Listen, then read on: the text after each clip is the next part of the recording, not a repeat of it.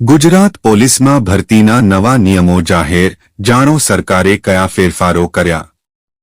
રાજ્યમાં પોલીસ ભરતીના નિયમોમાં ફેરફાર કરવામાં આવ્યા છે। આગામી સમયમાં 10,000થી વધુ પોલીસ જવાનોની ભરતી થઈ શકે છે। એવામાં ગૃહ વિભાગે ભરતીના નવા નિયમોની જાહેરાત કરી દીધી છે। મુખ્યમંત્રી દ્વારા આ નવા બનાવાયેલા નિયમોને મંજૂરી આપી દેવામાં આવી છે। દોડના કોઈ માર્ક્સ નહીં મળે।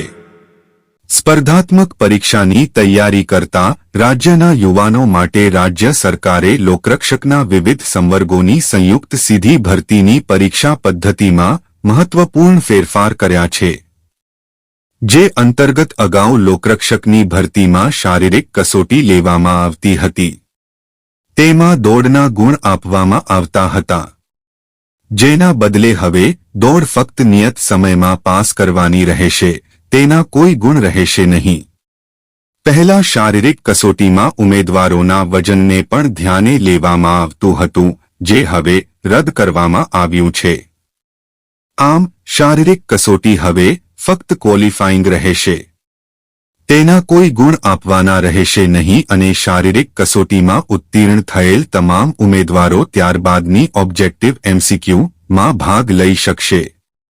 પહેલા લોકરક્ષકની ભરતીમાં ફક્ત રાષ્ટ્રીય રક્ષા યુનિવર્સિટીમાંથી કરેલા કોર્સ માટે જ ઉમેદવારોને વધારાના ગુણ આપવામાં આવતા હતા, જેમાં પણ ઉમેરો કરીને રાષ્ટ્રીય રક્ષા યુનિવર્સિટી અથવા નેશનલ ફોરેન્સિક સાયન્સ યુનિવર્સિટીમાંથી કરેલા કોર્સ માટે વધારાના ગુણ આપવામાં આવશે અને આ ગુણ પરિણામના આધારે નહીં પરંતુ કોર્સના સમયગાળા ડ્યુરેશનના આધારે નીચે મુજબ આપવામાં આવશે।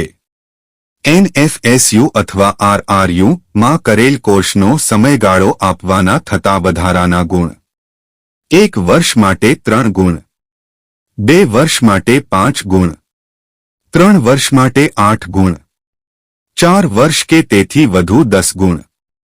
નીચે જાણો ભરતીના નિયમોમાં કયા ફેરફારો થયા। 100 ગુણની MCQ ને બદલે હવે 200 ગુણનું ઓબ્જેક્ટિવ MCQ નું પેપર લેવાશે। પાસ થવા માટે ઓછામાં ઓછા 40% ગુણ ફરજિયાત।